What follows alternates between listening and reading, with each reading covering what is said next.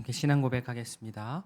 전능하사 천지를 만드신 하나님 아버지를 내가 믿사오며 그 외아들 우리 주 예수 그리스도를 믿사오니 이는 성령으로 잉태하사 동정녀 마리아에게 나시고 본디오 빌라도에게 고난을 받으사 십자가에 못 박혀 죽으시고 장사한 지 사흘 만에 죽은 자 가운데서 다시 살아나시며 하늘에 오르사 전능하신 하나님 우편에 앉아 계시다가 저리로서 산자와 죽은 자를 심판하러 오시리라.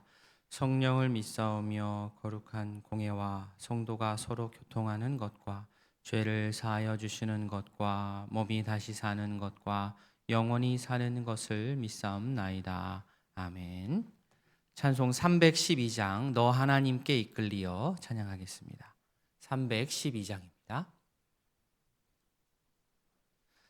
너 하나님께 이끌리어 일평생 주만 바라면 너 어려울 때 힘 주시고 언제나 지켜주시리. 주 크신 사랑 믿는 자 그 반석 위에 서리라. 너 설레는 맘 가다듬고 희망 중 기다리면서 그 은혜로신 주의 뜻과 사랑에 만족하여라. 우리를 불러주신 주 마음에 소원하신다.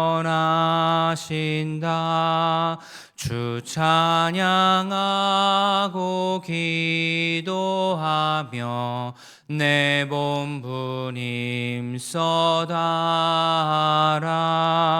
주 약속하신 모든 은혜 내게서 이루어지리라. 참되고 의지하는 자 주께서 기억하시리. 아멘. 하나님 아버지, 오늘도 주의 사랑을 힘입어 말씀과 기도의 자리로 나오게 하시니 감사합니다. 하나님의 뜻을 따라 하나님께 이끌리어 사는 우리의 인생이 되기를 원합니다. 주님의 크신 사랑을 진실로 믿고 또 의지하는 자 되어 주의 제자의 길을 걸어가게 하옵소서. 어느덧 12월입니다. 한 해를 말씀을 기준으로 하여 잘 돌아보게 하시고 내년에는 더욱 예수님 더 닮은 인생이 되고자 우리가 힘쓰게 하여 주시옵소서. 분주한 가운데도 말씀 묵상하기를 게으르지 않게 하며 시간을 내어 기도하는 주의 제자 되게 하옵소서. 감사드리며 예수님의 이름으로 기도합니다. 아멘. 하나님의 말씀 느헤미야 12장입니다. 구약성경 745면 느헤미야 12장 본문은 1절부터 26절까지인데 1절부터 11절까지만 읽겠습니다. 느헤미야 12장 1절부터 11절까지 한 절씩 교독하겠습니다. 스알디엘의 아들 수룹바벨과 예수아와 함께 돌아온 제사장들과 레위 사람들은 이러하니라. 제사장들은 스라야와 예레미야와 에스라와 스가냐와 르훔과 무레못과 미야민과 마아다와 빌가와 살루와 아목과 힐기야와 여다야니 이상은 예수아 때의 제사장들과 그들의 형제의 지도자들이었느니라. 민누와 감미알과 세레바와 유다와 마타냐니 이 마타냐는 그의 형제와 함께 찬송하는 일을 맡았고 또 그들의 형제 박부기야와 운노는 직무를 따라 그들의 맞은편에 있으며 요감이 낳고 요아김은 엘리야십을 낳고 엘리야십은 요야다를 낳고 같이 봅니다. 요야다는 요나단을 낳고 요나단은 야뚜하를 낳았느니라. 아멘. 예루살렘 성문이 불타서 백성들이 큰 어려움을 겪고 있다는 소식을 듣고 눈물을 흘렸던 느헤미야였는데 어느덧 성곽이 재건이 되고 또 예루살렘에 다시 백성들이 들어가 살 수 있는 그런 준비가 여건이 마련이 되었습니다. 그러나 사실 아무리 성벽이 다시 쌓아졌다 할지라도 오랫동안 사람들이 살지 않은 그곳에 선뜻 자신들이 들어가 산다라는 것은 쉽지 않은 일이었습니다. 또 불편한 일이 있고 또 불안한 일이 있고 또 자기 땅을 조상의 땅을 지켜야 되는 일이 있었기 때문입니다. 그러나 성을 쌓았다면 그 안에 누군가 들어가 살아야만 성 안도 살고 또 성 밖도 살 수 있습니다. 초기 정착은 그만큼 힘이 듭니다. 그런데 우리 어제 말씀 본 것처럼 이 지도자들이 솔선수범했습니다. 백성의 지도자들이 먼저 자원하여서 예루살렘 거주를 하였고 또 남은 백성 중에 제비를 뽑아서 10분의 1 사람들이 예루살렘에 거주하기로 하였습니다. 그리고 예루살렘에 거주하게 된 백성들을 위해서 예루살렘 아닌 곳에 외곽에 살게 된 백성들이 야, 나만 아니면 되지라는 생각이 아니고 그들 자신들을 대신하여서 10분의 1의 인원이 예루살렘에 들어간 그 사람들을 위하여서 복을 빌며 기도하는 그러한 모습을 보았습니다. 이러한 모습이 진정한 공동체의 모습입니다. 자, 어제 본문이었던 11장에서도 이 귀한 자 명단이 나왔고 또 오늘 12장에서도 느헤미야는 제사장과 레위인에 대해서 반복해서 기록하면서 특별히 그들 제사장이나 레위인이 이 포로기한 이후 이스라엘 역사에서 아주 중요한 역할을 차지하고 있음을 이 기록을 통하여서 드러내었습니다. 자, 먼저 1절부터 9절까지는 수룹바벨 시대의 종교 지도자들이 귀환한 겁니다. 귀환한 명단. 1절부터 7절까지가 제사장 명단, 그리고 8절 9절이 레위인 명단 이렇게 됩니다. 대한민국에서 사는 저희 성도들이 이 이름을 바로바로 발음하기가 참 쉽지가 않지만 이 명단이 뭐 그렇게 큰 의미가 있을까 한편 생각할 수도 있겠지만 그렇지 않습니다.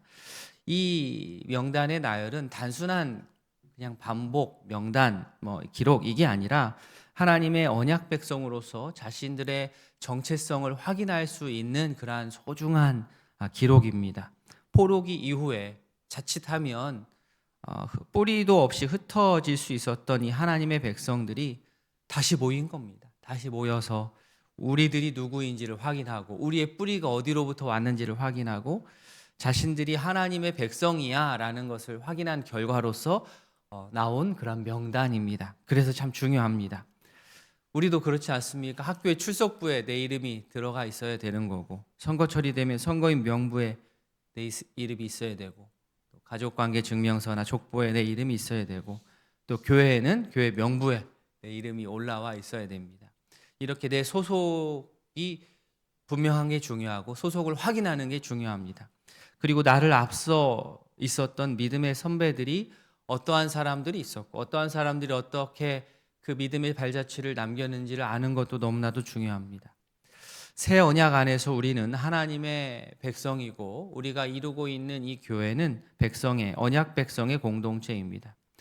우리 공동체의 지난 역사를 돌아보면 그냥 이 자리가 가능한 게 아니고 믿음의 선배들의 기도와 헌신이 있었기 때문에 지금 이 자리에 우리가 모여 있을 수 있습니다. 그들의 열정 어린 섬김이 있었기 때문에 우리가 그 뒤를 이어서 신앙생활을 하고 있는 겁니다. 그랬기 때문에 지금의 우이동교회가 가능했습니다. 우리 역시 우리 다음 세대를 위해 기도와 섬김으로 또 더 아름답고 풍성한 믿음의 공동체를 잘 물려줄 수 있기를 바랍니다. 자, 8절과 9절에 나오는 레위인은 특히 찬양과 성전 예배 음악을 담당하는 자들이었습니다.